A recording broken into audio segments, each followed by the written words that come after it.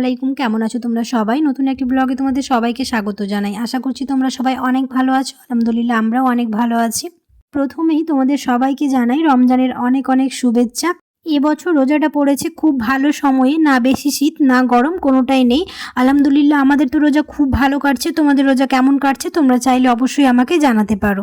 দেখতে দেখতে 5টা রোজা হয়ে গেল, কখন এরকম করে 30টা রোজায় পার হয়ে যাবে আমরা বুঝতেই পারবো না। দিনের বেলায় এখন তো প্রচণ্ড রোদ হচ্ছে, কিন্তু রাতের দিকটায় আবার ওরকম গরম নেই, হালকা হালকা ঠান্ডা, মানে বাতাস বইছে। আর দিনের বেলায় প্রচুর বাতাস বইছে, তার জন্য আর সেরকমভাবে গরমটা বোঝা যায় না। তবে আলহামদুলিল্লাহ খুব ভালো কাটছে রোজার দিনগুলো। আর দেখতে দেখতেই তো 30টা রোজা কখন পার হয়ে যাবে আমরা বুঝতেই পারবো না। এই রোজার দিনগুলোতে সকালবেলার দিকে তো সেরকম কোনো ভারী কাজ থাকে না, ওই বিছানাটা তোলা, একটুখানি ফার্নিচারগুলো পরিষ্কার করে নিলে হয়। আর কাকু তো ঘর বাড়িগুলো মুছে দেয়, তার জন্য সকালবেলার দিক থেকে সেরকম কোনো কাজ থাকে না। যা কাজ হয় ওই বিকেলবেলা দিকে, রান্না থেকে শুরু করে ইফতারির প্রিপারেশান সব কিছুই থাকে ওই বিকেলবেলায়।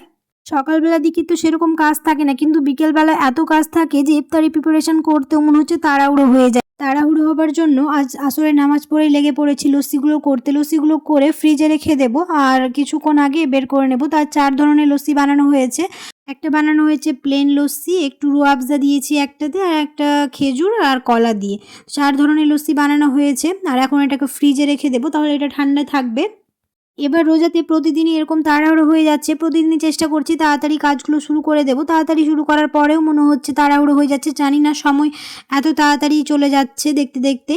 তাই এগুলো এখন ফ্রিজে রেখে দিই, বেশ কিছুক্ষণ ফ্রিজে থাকবে। আর বেশি ঠান্ডা করব না, আর বেশি ঠান্ডা এখন খাবো না, কারণ ইফতারি করে এরকম বেশি ঠান্ডা খাওয়াটা আমার মনে হয় ঠিক নয়। তারপরেও আমরা চেষ্টা করি একটুখানি ঠান্ডা ঠান্ডা খেতে, সবাই বেশি পছন্দ করি। কিন্তু এখন ওয়েদারটা যেহেতু চেঞ্জ হয়েছে, এরকম বেশি ঠান্ডা না খাওয়াটাই ঠিক। এখনও যারা আমার চ্যানেলটিকে সাবস্ক্রাইব করোনি অবশ্যই সাবস্ক্রাইব করে দিও, আর পাশে থাকা বেল আইকনটাকে প্রেস করতে ভুলো না সময় মতো নোটিফিকেশান পাওয়ার জন্য। আর যারা আমার চ্যানেলটিকে সাবস্ক্রাইব করে রেখেছো তাদেরকে অসংখ্য ধন্যবাদ। রোজাতে যেহেতু প্রতিদিন এরকম তেলে ভাজা খাওয়া হয়, তো চেষ্টা করছি একটুখানি কিছু হেলদি ড্রিঙ্কস বানানোর, যাতে আমাদের ইফতারির ক্লান্তিটাও দূর হয়ে যায় আর খেতেও ভালো লাগে। তার জন্য আজ আর কোনো শরবত বানাইনি, একটুখানি লস্যি বানিয়ে নিয়েছি। এখন চলে এসেছি হচ্ছে ওপরে, আর এইদিকে ইফতারি প্রিপারেশন শুরু হয়ে গেছে। ফলগুলো সব কাটা হয়ে গেছে, ওইদিকে চপ ভাজা হয়ে গেছে, আর পেঁয়াজিটা এখন ভাজা হচ্ছে। আর এখন লস্যিগুলো বের করে নিয়ে চলে এসেছি, কারণ বেশি ঠান্ডা খাবো না তার জন্য। আর ইফতারিতে নানা রকম খাবার নিয়ে যে ইফতারি করতে হবে এরকম কোনো ব্যাপার নেই, শুধুমাত্র খেজুর দিয়ে ইফতারি করা যায়। আর খেজুর না থাকলে আবার শুধুমাত্র জল দিয়ে ইফতারি করা যায়, কিন্তু আমরা সবাই যথাসাধ্য চেষ্টা করি যে নিজেদের পছন্দ মতো খাবারগুলো নিয়ে ইফতারি করার, তাহলে খুব ভালো লাগে। পরিবার পরিজনদের নিয়ে এরকম পছন্দ মতো খাবার নিয়ে ইফতারি করতে সবাই চায়। আর এই জন্যই সবার বাড়িতে নিজের সাধ্য মতো ইফতারির ব্যবস্থা করে থাকে। হয়তো আমার বাড়িতে এটুকু হয়, অন্য কোনো বাড়িতে আরও হয়তো অন্য কিছু হয়। তাই সবার বাড়িতে নিজের নিজের প্রাধান্য দিয়ে সবার যথাসাধ্য চেষ্টা করে থাকে। ইফতারি করে নামাজ পড়ে বাকি যা খাবার ছিল সেগুলো খেয়ে এখন নিচে চলে এসেছি। আজ আর চা খাইনি, আর চা খাওয়ার ইচ্ছে ছিল না, তার জন্য খাইনি। এখন নিচে চলে এসেছি, ভাবলাম এই কাজগুলোই করে নিই, তাহলে অনেকটাই এগিয়ে থাকবে। আর ইফতারির আগে সেরকমভাবে সব কিছু খাওয়া হয়ে ওঠে না। কিছু ফল, একটুখানি খেজুর, জল, শরবত এইগুলো খেয়ে আগে নামাজটা পড়ে নিই, তারপর মুড়ি পেঁয়াজি এসব খাই। সকালবেলার দিকে তো সেরকম কোনো কাজ থাকে না বললাম, কিন্তু বিকেলবেলার পর থেকে মনে হচ্ছে একের পর এক কাজ বেরিয়েই যায়। এখন যে গ্লাস জগ এগুলো বের করেছিলাম, তো ভাবলাম এখন এগুলো ক্লিন করে রেখে দিই, তাহলে অনেকটাই কাজ হালকা হয়ে যায়। যেহেতু এখন তো বসেই আছি, তারপরে তো এশার নামাজ পড়তে যাব, কিন্তু ওইটুকু সময় তো হাতে থাকে, তার জন্য ওইটুকু সময় চেষ্টা করি বাকি টুকিটাকি কাজগুলো করে নেওয়ার, তাহলে অনেকটাই হালকা হয়ে যায়।